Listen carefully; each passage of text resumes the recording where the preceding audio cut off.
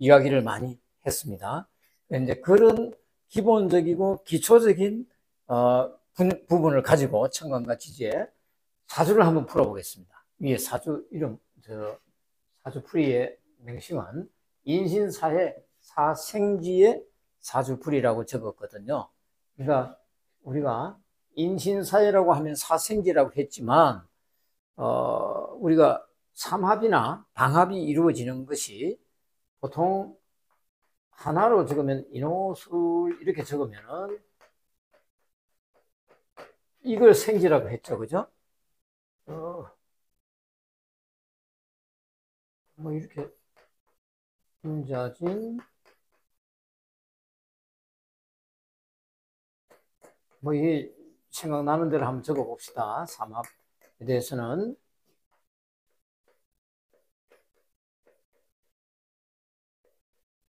이렇게 했을 때 이걸 생지라고 우리가 흔히 말하죠, 그죠? 생지라고 표현했을 때는 봄, 여름, 가을, 겨울 지지에서는 사계절이 시작하는 시점을 생지라고 표현했죠, 그죠? 그래서 생지라고 하는 것은 시작을 해서 이렇게 앞으로 쭉 나아가면 진이죠. 만약에 이 뒤로 가면 어떻게 되겠습니까? 해가 되죠, 그죠? 그래서 인으로 시작한다면 인신사회나 인사신해 이렇게 흘러가시면 어떻게 되겠습니까? 봄, 여기서 차들 안 되는데 봄, 여름, 가을, 겨울 이렇게 봄, 여름, 가을, 겨울로 흘러간다면 어떻게 되냐면 사주가 시기에 맞게 적절하게 흘러가죠, 그죠? 봄, 여름, 가을, 겨울 다르게 표현하면 초년, 청년, 장년, 노년 이렇게 흘러갈 수도 있는 거죠. 그런 시작을 나타내는 것을 우리가 생지라고 했고 다음 시간에 또 한다고 했지만 생지는 항상 우리가 느끼는 것은 뭡니까? 내가 새롭게 시작한다는 의미가 있죠, 그죠? 새롭게 시작을 하니까 꿈이나 이상이 클 것이고 또 자신의 좀 실질적이고 현실적이기보다는 미래를 향하는 그런 마음이 강하겠죠. 그래서 우리가 지장간을 배우겠지만 여기에는 기본적으로 뭐를 바탕으로 한다? 땅을 바탕으로 하여 자기의 일을 하는 거죠, 그죠? 그래서 땅에서 내가 어떤 일을 시작하는 거예요. 시작하니까 이님의 목이다. 봄이 시작하니까 당연히 봄의 기운이 가장 천간으로 나누면 제일 클 것이다. 그러면 봄이 시작하는데 천간의 기운이 가장 강한 것을 이것을 뭐라고 하냐면은 정기라고 해요. 본래의 기운은 인의 본래의 기운은 천간으로는 간목이다. 이렇게 표현하는데 본래의 기운이 가장 크다. 근데 지지는 여러 가지 복잡한 게 깔려 있죠. 먼저 지지는 땅을 밟고 일어서야 되기 때문에 기본적으로 토의 기운을 간직하고 있다. 이렇게 봐도 되겠죠. 그래서 인신사회는 지상간으로 하자면 기본은 토를 깔고 있다. 토를 깔고 앉아 있고 그 다음에는 미래나 앞으로 나아가는 것에 대해서 더 긍정적이라 했잖아요. 그래서 생지라고도 하지만 이것은 다르게 말하면 활동적이죠. 역동적이다, 양이다. 음양을 우리가 할 때 똑같죠. 역동적이기도 하지만 역동적이라는 것은 다르게 말하면 또 역마, 활동성이 강하다. 이렇게 볼 수 있죠, 그죠? 그러면 이런 것들을 가지고 있으니까 역동적이고 활동적이고 미래지향적이고 이런 의미를 가지고 내가 행동하고 움직이니까 여기 뭐가 들어가느냐? 소위 봉기, 여기 또는 여기 처음에 시작하는 것을 여기라고 하는 거예요. 또는 촉이라고 합니다. 촉이라고 하면 중기가 되겠죠, 그죠? 여기가 있고 중간에 가는 기운은 뭐냐면 이 목의 기운이 물에 익은 기운이다. 또 물에 익은 기운이기도 하지만 또 한편으로 뭐겠습니까? 인목이 나아가는데 미래에 대한 것이라. 그래서 목이니까 미래는 뭡니까? 나가고 싶은 게 목 다음에 화라 그랬죠, 그죠? 그래서 화가 나오는 거예요. 그래서 무화가 사화가 아니라 천간에서는 뭐다? 병화죠, 그죠? 무병갑이 이게 이제 지상간이 되는 거예요. 이렇게 풀어나간다면 그러면 산은 뭐가 되겠어요? 산은 그 다음에 여름에서 어디로 간다? 가을로 가죠. 무경병. 그러면 또 신은 가을이니까 그 다음에 어디로 간다? 임수로 가죠. 앞으로 미래를 내다본다 했으니까 임수로 가고 본래 기운은 경금이고 그러면 해수는? 해도 미래를 또 나가죠. 그죠? 그래서 해수는 어찌 보면 목을 또 생각하고 있는 거예요. 그래서 무, 갑, 임. 이렇게 생지는 이렇게 나온다. 이거는 삼합에서 이런 거예요. 계절의 절정기죠. 그죠? 시작이고, 무르익었단 말이에요. 절정기. 그 다음에 이 기운은 뭐겠습니까? 절정기가 지나고 그 기운에 여기, 소위 봄의 기운을 가지고 흙 속에 묻혀 있다. 봄의 기운을 가지고 그 기운이 사라지지 않는 상태에서 이 기운은 어디로 또 간다? 그 전의 기운도 또 뭔가 가지고 있어줘야 된다. 그러니까, 흔히 이 토를, 이거는 이제 왕지라고 하고 도화라고 했잖아요. 술은 그 기운을 저장한다. 또 보관하고 있다. 어떤 기운이 사라지려고 할 때 사라지지 않게 잘 모아둔다. 창고의 개념도 있다 했죠. 그죠? 묘지의 개념도 있고, 이런 의미로 보면 과거의 기운, 소위 말하면은 가을의 기운이 기본 여기, 소위 여기 남았던 신유술이니까. 가을의 기운이 남아있으니까 여기에도 술에도 무엇이 온다? 앞의 기운. 그러면 금이죠. 바로 앞에 거는 소위 말하면 신금. 그 다음에 천간을 치면 그 앞에 거는 뭐겠습니까? 앞에 것도 내가 열기, 불기나 저장을 해야 되니까. 그래서 화의 기운이, 정화의 기운이 온다. 그리고 원래 토의 기운이 온다. 이거는 양토는 양토로 나타날 것이고, 음토는 음토로서의 역할을 하겠죠. 근데 요 개괄적으로 한번 하고, 지금 적혀 있는 대로 인신사해를 가지고 이 사주를 한번 풀어봅시다. 그러면 인신사해라고 하면은 인심사해인데, 다르게 말하면 이 봄도 있습니다. 그죠? 여름도 있습니다. 가을도 있습니다. 겨울도 있습니다.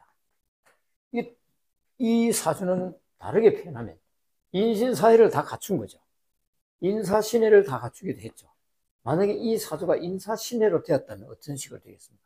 엄청나게 좋은 사주겠죠. 왜? 봄에 시작해서 쭉 나아가잖아요. 봄, 여름, 가을, 겨울. 아마 인사신해 이런 식으로 됐다면 이분은 뭐 천하 대권을 차지하거나 이랬겠죠. 그래서 우리가 흔히 말을 할 때 인신사해나 좌우묘유나 진술충미를 다 갖췄다면 뭐라고 얘기합니까? 좋은 사주라고 말하잖아요. 충이 되면 어떡하냐는데, 충이 되는 시기에 중간에 유통하는 기운만 있어주면, 또 충이 되더라도 크게 충할 수가 없는 것은 바로 그 기운을 막아주거나 제압해주는 기운이 있다는 것이죠. 그래서 그런 사주는 일단 기본적으로 장수하거나 건강하거나 오래 살 것이다. 또 소기에 어떤 본인이 원하는 목표나 어떤 계획을 달성할 수 있다라고 이제 판단을 하고 사주를 평가할 수 있습니다. 그러면 이 사주에서 먼저 이렇게 한번 보자. 이 사주는 적천수의 그 천간 지지할 때 지지론에 나오는 사주로서 기본적으로 한번 살펴봅시다. 수, 목, 화, 토는 여기 신중에도 있고 다 있죠, 그죠? 지상간에 다 있다. 토, 금, 수, 목, 화, 토, 금. 다르게 표현하면 오행을 구비했다, 그죠? 오행을 구비하고, 오행을 구비하면 어떤 수가 와더라도 웬만하면 그 넘어갈 수 있는 거죠, 그죠? 왜냐면 중화가 되든지 합이 되든지 생이 되든지 또는 필요 없는 기운일 때는 그걸 할 수도 있는데, 이 사주에서는 신월의 개수다. 신월의 개수라면 가을에 태어난, 초가을에 태어난 일간 개수라면은 이 사주를 보면 기본적으로 금생수가 돼서 수의 근원은 소위 수의 원천은 금이라 했지 않습니까? 좋은 금에서 물이 나온다. 주변에 개수도 있고 임수도 있다. 그리고 본래 본인의 기운이라고 할 수 있는 수도 있다. 그래서 이 사주는 어떻다? 약하지가 않죠. 그죠? 어느 정도 자기 힘을 갖추고 있다. 더더구나 가을에 태어난 물이라서 얼지는 않았죠. 그죠? 그러나 하의 기운이 있어도 어떻습니까? 좋죠. 얼지 않고 너무 차가운 물도 아니고 적절한 물이다. 그죠? 근데 이제 조금 보면 우리가 흔히 말하면 이거는 음량이 다르잖아요. 음량이 다른 흔히 이제 이거를 십성에서 말하면 급제라고 하는데, 이런 급제가 있을 경우에는 때로는 뭐가 있을 수 있겠다? 때로는 주변 사람으로 인해서 재물에 손실을 볼 수는 있는 면이 충분히 다분히 있겠죠. 그죠? 대신에 본인의 힘은 강하다. 또 다르게 말하면 주변에 사람들이 많은데 사람들과 잘 어울리는 사람이다 라고도 할 수 있겠다. 그죠? 그리고 여기에 보니까 다 자기 오행이 갑이, 이거 흔히 통근했죠. 그죠? 힘이 있죠. 개해에 어떻습니까? 수도 통근해서 힘이 있죠. 그 다음에 임신했어요. 이거는 어떠세요? 좀 뭔가 조금 약한 듯 하죠. 그죠? 또 충도 될 소지가 많고, 또 사실 합도 되고 하다 보니까 금이 조금은 약한 듯 합니다. 그죠? 그러면 또 화는 어떻습니까? 왠지 약한데, 그래도 그나마 여기 이제 목이 이렇게 버티고 있으니까, 뭐, 좀 견딘다 할 수는 있겠지만, 충도되고 하다 보니까, 금과, 금과, 화가 좀 약하다. 그죠? 금이 근데 약하다고 할 수가 있겠나? 금은 약하다고 하기에는 조금, 왜냐면 등령했기 때문에, 월령을 얻었기 때문에 금은 약하다 할 수는 없겠고, 화도 크게 이제 화는 충이 되니까 합이 되고 충이 되고 하다 보니까 자기 역할을 하기는 만만치는 않다, 이렇게 볼 수는 있겠다. 그죠? 그래서 금보다는 화가 좀 더 약하고 목은 뿌리가 있다. 그러면 이 사주는 강약으로 봤을 때도 어떻습니까? 하나, 둘, 자기 힘이 되는 게 꽤 많죠. 또 사실 합도 됐어요. 그렇다면 이 사주는 합의를 또 쓰다, 그죠? 이 참 여러 사람들하고 어울리기 좋아하는 사람인가 보다, 이렇게 볼 수 있고, 우리가 이제 자주 보지는 않지만 그래도 양념으로 볼 수 있는 게, 임계는 뭐라고 그러죠? 천을기인이 이게 묘사 이렇게 표현하죠, 그죠? 이 사주 그래도 사가 일지에 붙어서 배우자 덕은 좀 있을까 없을까 이렇게 할 수 있는데, 이 사가 충을 하고 합을 하다 보니까 자기 역할을 하기는 애매하다. 그죠? 그러나 이 사주의 운에서는 소위 신금 인수 격을, 인수가 정인이 자리한 이 사주는 일단 기본적으로 금금목도 할 수 있지만 금생수로 흘러가 있으니까, 이거는 월령을 득한 것을 격으로 잡아도 되지 않겠나요? 무인경이니까 이 뜻으니까 무인경으로 해서 그냥 급제기를 하는 게 좋을까? 아니면은 뭘 하는? 그러니까 두 개의 격을 가진다고 볼 수 있겠죠. 그죠? 정인격이면서 비급격이라고 해야 되겠다. 굳이 격을 정한다면 격은 온전하지 못하다. 그 다음에 이 사주는 약하지가 않기 때문에 금수가 많죠. 그죠? 그렇다면 이 사주는 목화로 가야 되겠다. 목화로 가면 좋은 결실을 할 수 있는 상황이 되겠다. 그러면 목화로 가는 게 좋겠고, 굳이 토가 와도 어떻습니까? 급제가 있으니까 토가 와도 괜찮겠다. 그죠? 천간으로 토가 와도 괜찮겠고, 또 여기로 토가 온다면 화생토 토생금이 되니까 그것도 괜찮을 것 같고, 화생토 수가 강하니까 토복수 급제를 극해주는 것도 해서, 이게 목화토가 오는 것은 천간지대를 해서 목화토가 오는 것은 무난하겠다. 그러면 금과 수가 오면 좀 불길하겠다. 그죠? 이렇게 한번 기본적으로 볼 수는 있겠다. 그러면 이제 운의 흐름을 한번 보자는 거죠. 운의 흐름. 전반적으로 운의 흐름은 금수가 오면은 안 좋다 했어요. 그죠? 근데 목화토가 다 왔어요. 그죠? 그래서 여기는 수가 왔습니다. 수가 오면은 이 사람의 힘이 너무 강해지기도 하는데, 사생지를 갖추고 있다 보니까 한번 수가 오더라도 어떤 상황이 벌어집니까? 충도 되지만 이건 시기상으로 아직 젊은 시절이다. 그죠? 여기까지 안 갔다. 그러나 수국화도 할 수 있지만 수가 수생목을 할 수도 있죠. 그죠? 또 수가 인해합도 할 수가 있겠죠. 그죠? 그러면 사해충보다는 수가 인해합을 하러 갈 소지가 더 많겠죠. 지금은. 그러나 이때는 좀 흔들리기는 하겠다. 그 다음에 이 과박으로 먹고도 하니까 뭐 당연히 괜찮을 거, 좋은 거 아닙니까? 그죠? 어린 시절에는 조금 금수가 왔다 보니까 별로 안 좋죠. 그죠? 근데 이때는 뭐가 됐습니까? 사유합이 되고 또는 유금하고 개수가 오다 보니까 아주 어린 시절이지만 자기 힘이 대단히 강하고 또 기본적으로 이 사주에서는 목화가 희용신이 되겠다. 희용신이니까 그때도 아주 어린 시절부터 총명하다 뛰어나다 소리를 들었겠다. 그죠? 그 다음에 여기 금이 오니까 이제 본인한테는 인수니까 아주 자기 총명하고 뛰어난데 공부도 열심히 좀 했겠다. 공부는 열심히 했지만 이때는 돈벌이나 이런 거하고는 거리가 멀겠다. 그죠? 그다음에 여기로 가면은 또 정관이 왔다. 정관이 오는 건 좋다 그랬죠. 목이 와도 좋고 상관이 오지만 아주 상관에 소위 이것이 오는 것은 정관이고 상관이 정관을 보니까 정관이 정관 노릇을 못한다. 정관 노릇을 못한다는 것은 벼슬에 크게 나갈 소지는 없다. 근데 건강상으로는 어떻습니까? 목이 올 때는. 괜찮죠, 그죠? 그 다음에 목국 토를 하니까 어쨌든 이 토는 크게 역할을 하기는 어렵겠다. 그래서 여기 왔어. 아까 말씀드린 대로 합의될 수 있고 또 자기 기운은 더 강해졌다. 그리고 경우에 따라서는 어떻겠습니까? 이거 친다. 친다는 것은 이 재성이 뭐가 됐습니까? 재성이 좀 흔들렸죠, 그죠? 일지도 흔들렸습니다, 그죠?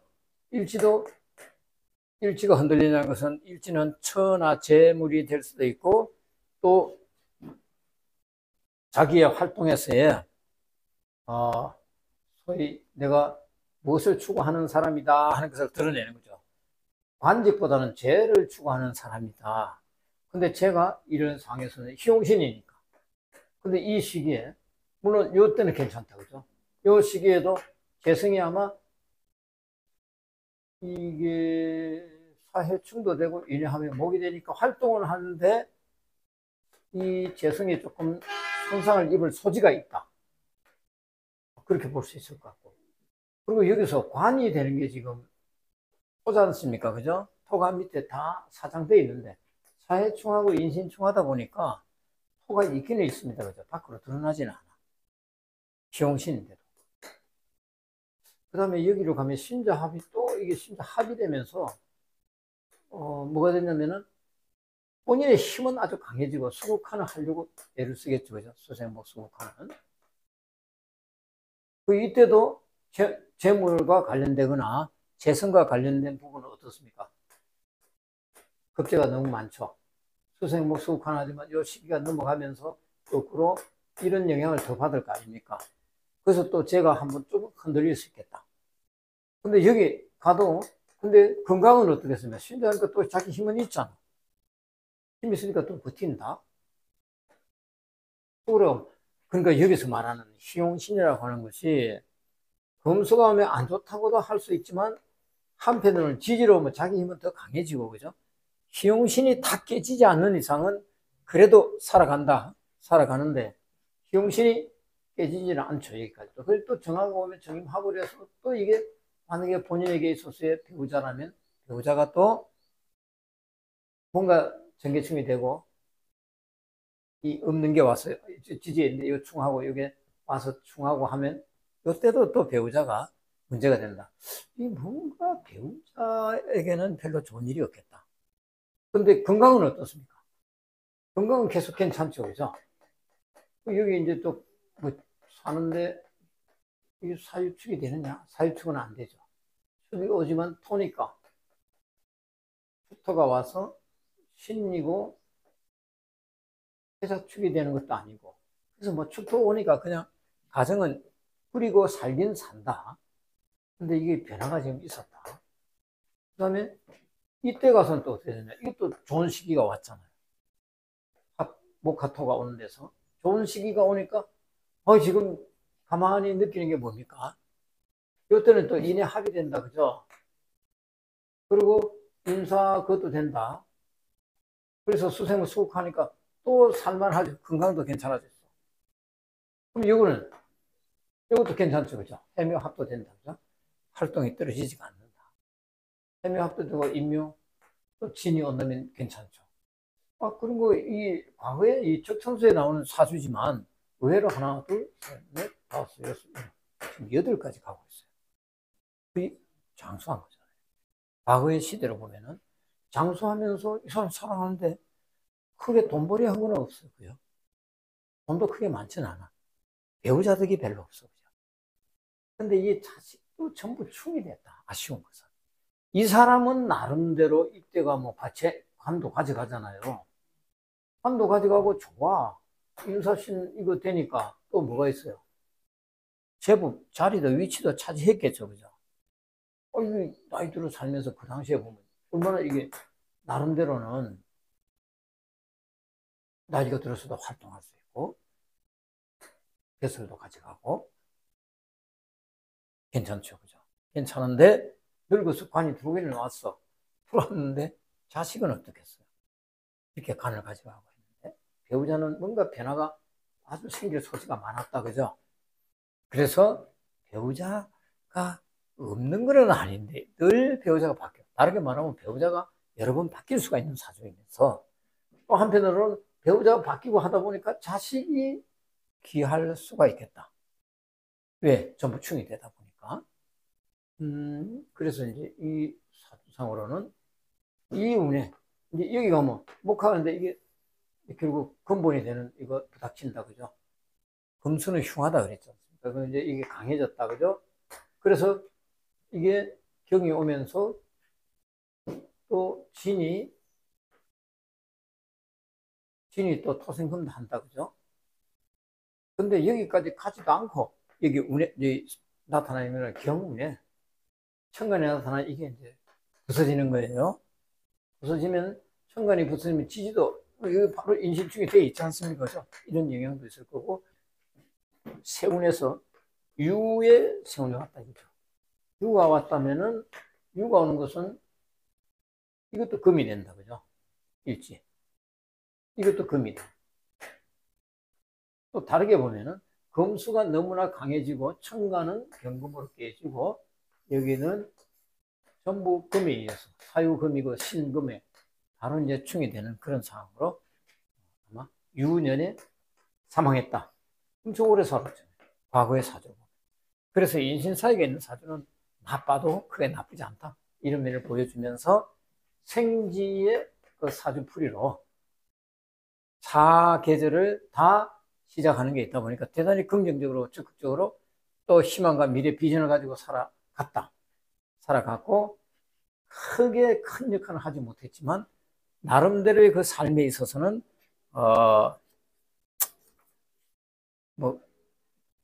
불충이 있다 보니까 굴곡은 좀 있었겠죠. 그죠?